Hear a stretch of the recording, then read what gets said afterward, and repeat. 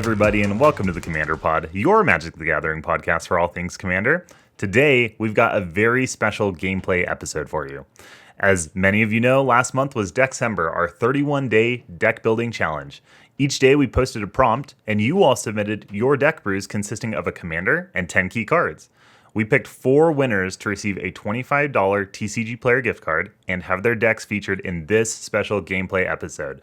The 4 winning decks being featured are Radagast the Brown, submitted by Kernzo for the prompt Tycoon, Leonardo da Vinci, submitted by Frank for the prompt Architect, Ellie and Alan, Paleontologists, submitted by Budgie DH for the prompt Archaeology, and Anhelo the Painter, submitted by Fauxpas for the prompt Corrupt.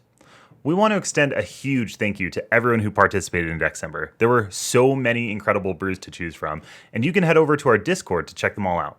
Now sit back, relax, and enjoy the game. Kelton plays a forest, taps it for Finthorn Elves, and passes the turn. Steve plays an island and passes the turn. Spencer plays a tapped hedge maze, surveils 1 to the top, and passes the turn.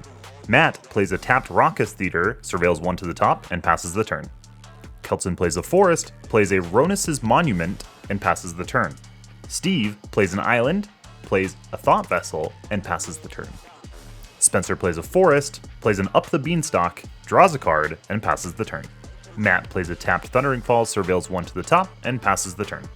Kelton misses a land drop, but is able to cast his commander Radagast the Brown, triggering Ronus's Monument and pumping Finthorn Elves. When Radagast enters, it triggers his ability, and he can look at the top 4 cards of his library, and he reveals a Birds of Paradise and puts it into his hand.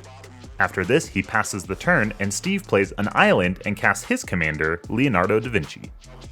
Spencer plays a brush land, casts an Uro Titan of Nature's Wrath, which he then has to sacrifice, but gets to gain 3 life, draw a card, and then put a Lush Portico onto the battlefield tapped. When it enters, he is going to surveil 1 to the top, and then he's going to pass the turn.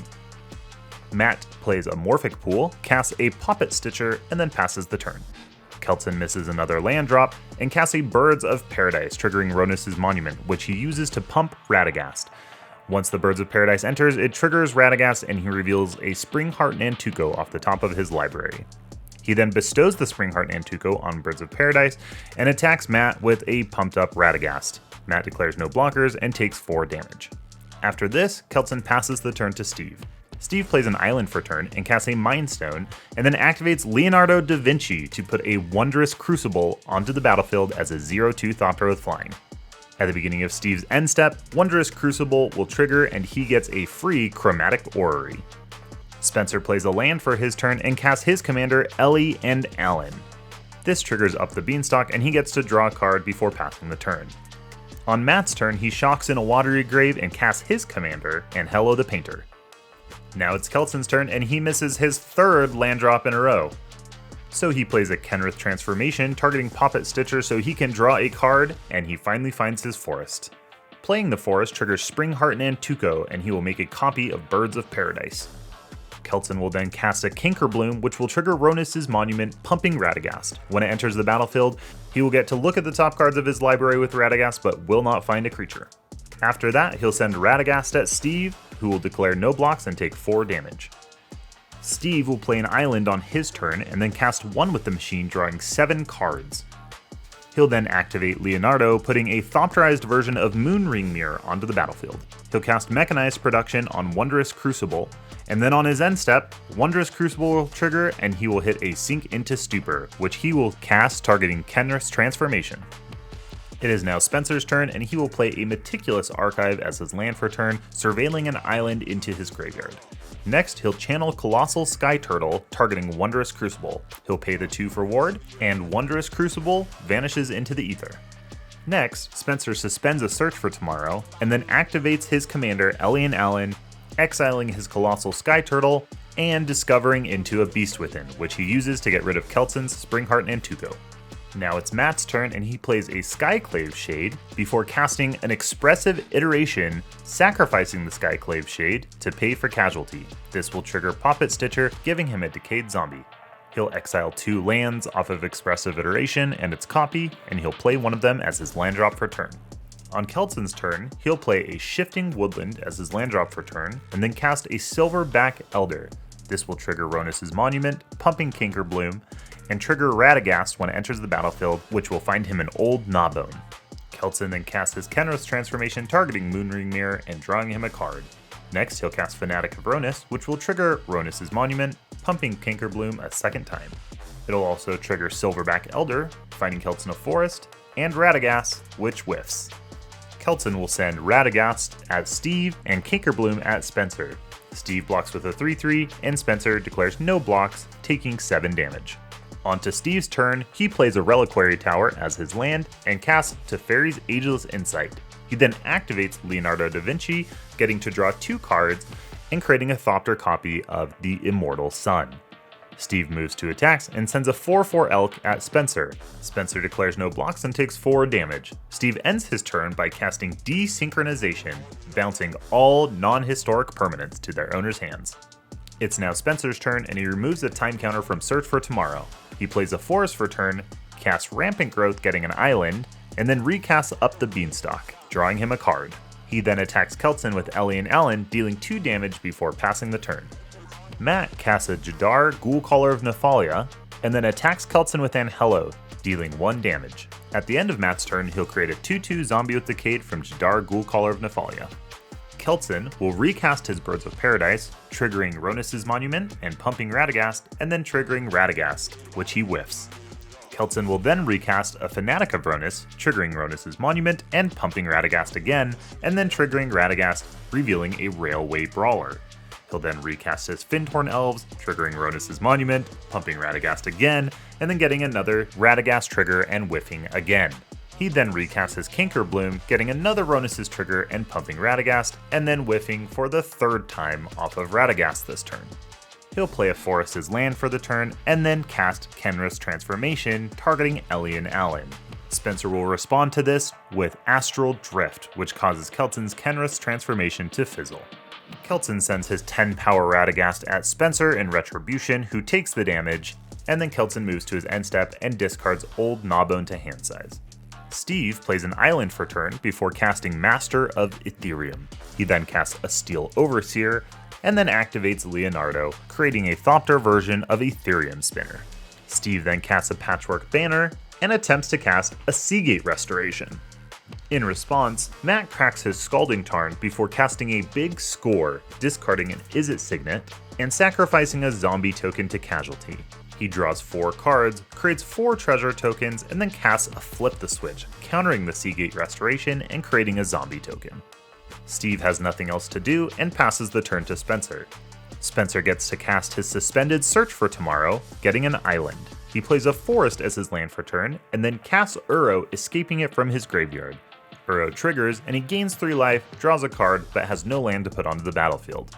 Spencer casts a Farseek, searching up Aspara's headquarters, and then casts a Kellen Inquisitive Prodigy. Passing the turn to Matt, Matt shocks in a Blood Crypt, and then casts his Poppet Stitcher. He then casts Preordain, sacrificing his zombie to Casualty. This will trigger Poppet Stitcher and get him another zombie. After drawing his cards, Matt will pass the turn to Keltson. Keltson will cast a Roaming Throne, naming Avatar, earning him 2 Radagast triggers. He will reveal an Elysian Caryatid off the first one and a Goreclaw on the second one. Keltson will then cast a Railway Brawler, which triggers Ronus's Monument and pumps his Roaming Throne. He'll then get 2 triggers off of Radagast, revealing an Endrace Forerunner and a Galta Stampede Tyrant. He'll then cast his Goreclaw, which will trigger Ronus's Monument, pumping the Roaming Throne again. He'll get 2 Radagast triggers, getting a Scrap Shooter and a Nyxbloom Ancient. The Railway Brawler will cause it to enter with additional 1/1 counters on it. Keltson then casts a Great Henge, and then casts an Oran Frostfang. This will trigger Ronus's Monument, which pumps the Kinkerbloom, and then gets a Craterhoof Behemoth and an Enduring Vitality off of Radagast. It'll enter with additional +1/+1 counters on it thanks to Railway Brawler, and then Keltson will send the 5-power Kinkerbloom at Matt. Before declaring blockers, Matt will cast an Unexpected Windfall, discarding a Goblin Electromancer and sacrificing one of his zombies for Casualty. This will trigger Poppet Stitcher, giving him another zombie, and he'll draw 4 cards and create 4 treasure tokens. He'll declare no blockers and take 5 damage. At the beginning of Steve's turn, he will draw 3 cards thanks to the Immortal Sun and Teferi's Ageless Insight. He'll play Manamo School at Water's Edge as his land for turn, and then cast a Thopter Spy Network. He'll activate Leonardo, drawing 2 cards and making a Thopter version of Fellwarstone.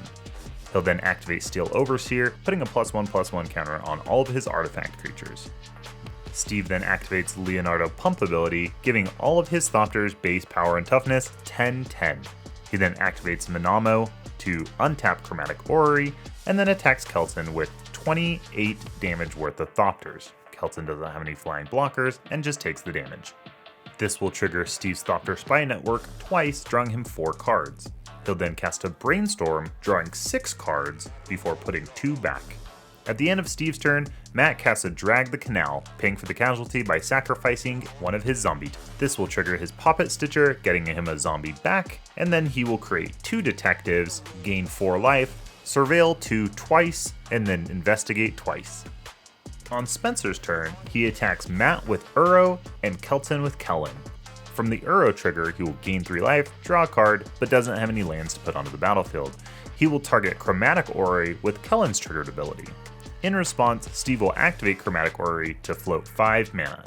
Kelton declares no blocks, and Matt blocks with a detective. Before damage, Matt will sacrifice his detective to Casualty Startle. He will draw 2 cards, and then create 2 more decayed zombies from Startle, and then another one from Poppet Stitcher. Steve will use his floating mana to cast a Research Thief, and then Kelton will take the 3 damage in the air. In Spencer's second main phase, he casts a Seagate Restoration of his own and draws 7 cards. This triggers up the Beanstalk, and he'll draw an additional card. He'll then play a Plains for turn, and play an Astral Slide before passing the turn to Matt. Matt plays an Island for turn, and then casts a Jeska's Will, choosing Steve for cards in hand. He will casualty this with one of his zombies, and then create another zombie with his Poppet Stitcher. He will end up getting 32 red mana, and exiling the top 6 cards of his library. Next, he'll cast a Stormkiln Artist and a Dimir Signet. He then casts a Thrill of Possibility, triggering Stormkiln Artist and Poppet Stitcher. He'll cast a Vraska's Fall, triggering Stormkiln Artist and Poppet Stitcher. Then he'll cast an Experimental Augury, triggering Stormkiln Artist and Poppet Stitcher. Next is a Tezzeret's Gambit, triggering Stormkiln Artist and Poppet Stitcher, followed up with a Contentious Plan, triggering Stormkiln Artist and Poppet Stitcher. In response, Matt will cast a Dualcaster Mage, copying the Contentious Plan. This will trigger Stormkiln Artist. Next, Matt will cast a Dark Ritual, triggering Stormkiln Artist and Poppet Stitcher, then cast a Drownin' Ichor, targeting Leonardo da Vinci and triggering Stormkiln Artist and Poppet Stitcher. He'll then cast a Rakdos Signet, sacrifice a clue to draw a card, cast a Talisman of Creativity, sacrifice another clue to draw a card, and then cast Pheresis Outbreak, triggering Stormkiln Artist and Poppet Stitcher. In response, Spencer Island cycles Lorien Revealed to trigger Astral Slide, exiling his Uro and saving it from the Pheresis Outbreak. Matt then casts a Talran Sky Summoner, a Bloodghast, a Skyclave Shade, and a Dika Fractal Theorist. We are going to miss a lot of triggers from Talrand and Dika. Matt then finishes out his turn by swinging everything that he can at Steve, dealing 8 damage. At the end of the turn, Uro re-enters, and Spencer gets to draw, gain 3 life, and put a land onto the battlefield. He does miss the sacrifice trigger here, but it's not going to matter too much. A lot of things happen this turn, but the most important thing is that Kelton, Steve, and Spencer are each sitting at 7 poison counters. Kelton is going to begin his turn by activating Shifting Woodland and having it become a copy of Old Gnawbone. He'll then send Old Gnawbone at Spencer and Oran Frostfang at Steve. Neither declare blocks, and he will create 12 treasure tokens and draw 2 cards. Kelton then casts Galta Stampede Tyrant. When Galta enters, it will trigger the Great Henge, drawing him a card and putting a 1/1 counter on it, and then he will dump Sakura Tribe Elder, Defiler of Vigor, Surakan Goreclaw, Kogla, Ojer Kazlim, Champion of Lamholt, Quilled Greatworm, and Nyxbloom Ancient onto the battlefield. This will trigger the Great Henge 8 times, Kogla, targeting Anhelo, and Surakan Goreclaw 7 times. Kelton will respond to the triggers by activating Kogla and returning Champion of Landholt to his hand to give Kogla indestructible. Now with Nyxbloom mana, Kelton casts Radagast, triggering Ronus' Monument, Defiler of Vigor, Surakan Goreclaw, the Great Henge, and Radagast, revealing Spinner of Souls. Next, he'll cast Llanowar Elves, triggering Ronus' Monument, Defiler of Vigor, Surek and Goreclaw, the Great Henge, and Radagast, revealing Kodama of the East Tree. Kelton then cast the Kodama of the East Tree, triggering Ronus' Monument, Defiler of Vigor, Surek and Goreclaw, the Great Henge, and Radagast, revealing Insidious Fungus.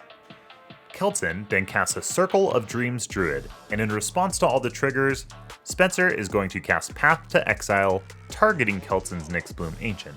Kelton will float 15 mana from his remaining treasures, and then the Path to Exile resolves. So, Spencer was very smart to remove my Nyxbloom Ancient, but it really doesn't keep things from getting any crazier for the rest of my turn. Between the cost reducers, the Circle of Dreams Druid, my untapped lands, and a Nykthos Shrine to Nyx that I'm about to drop, I have a lot of mana. Each creature that I play at this point triggers some combination of Ronus' Monument, pumping a creature and giving it trample, Defiler of Vigor, putting a +1/+1 counter on each creature I control, Surek and Goreclaw, putting an additional 1/1 counter on creatures when they enter and giving them haste, the Great Henge, putting an additional 1/1 counter on creatures when they enter and drawing me a card, Radagast the Brown, which gets me a creature off the top X cards in my library, and Kodama of the East Tree, which lets me put another permanent with equal or lesser mana value onto the battlefield for free. I pretty much dump my entire hand and most of my deck, and I end up with Champion of Lambhold, Heartwood Storyteller, which ends up being a huge mistake, Spinner of Souls, the Fetch Quest side of Bramble Familiar, Gwenna Eyes of Gaia, Insidious Fungus, Oracle of Moldiah, Toski, Bearer of Secrets, Delighted Halfling, Guardian Project, Emissary Green, Kona Rescue Beastie, Apex Devastator, Beast Whisperer, Emerald Medallion, Birthing Ritual, Asceticism. And once I've got my Asceticism, which is what I'm looking for, I pass the turn. Now, let's get back to the game. Moving on to Steve's turn, he casts a Platinum Empyrean and passes the turn. Spencer cracks a Flooded Strand and then plays a Forest Return before casting Windfall. In response, and thinking he's about to mill out and die, Kelton will activate Shifting Woodland, turning it into a Kinkerbloom. He'll then activate Kinkerbloom to destroy off the Beanstalk, and activate Insidious Fungus to destroy Astral Slide. After these resolve, we resolve the Heartwood Storyteller trigger from Windfall. Then, Kelton activates Talon Gates of Madara, targeting Uro to phase out. In response, Steve will cast Rewind, countering the Windfall. Now having the Windfall countered, Spencer casts Vaultborn Tyrant, Kiora of the Rising Tide, and Sakura Tribe Elder. Passing the turn to Matt, Matt plays an island for turn, recasts Anhelo, and then casts an Infectious Inquiry, paying the casualty cost and sacrificing a zombie. This will cause triggers from Stormkiln Artist, Poppet Stitcher, and Heartwood Storyteller. Next, Matt casts Diabolic Tutor, triggering Stormkiln Artist, Poppet Stitcher, and Heartwood Storyteller. In response, Steve casts Unwind, countering Diabolic Tutor and triggering Heartwood Storyteller. Matt then casts Treasure Cruise, triggering Stormkiln Artist, Poppet Stitcher, and Heartwood Storyteller. He then casts Mana Geyser, adding 29 red mana, triggering Stormkiln Artist, Poppet Stitcher, and Heartwood Storyteller.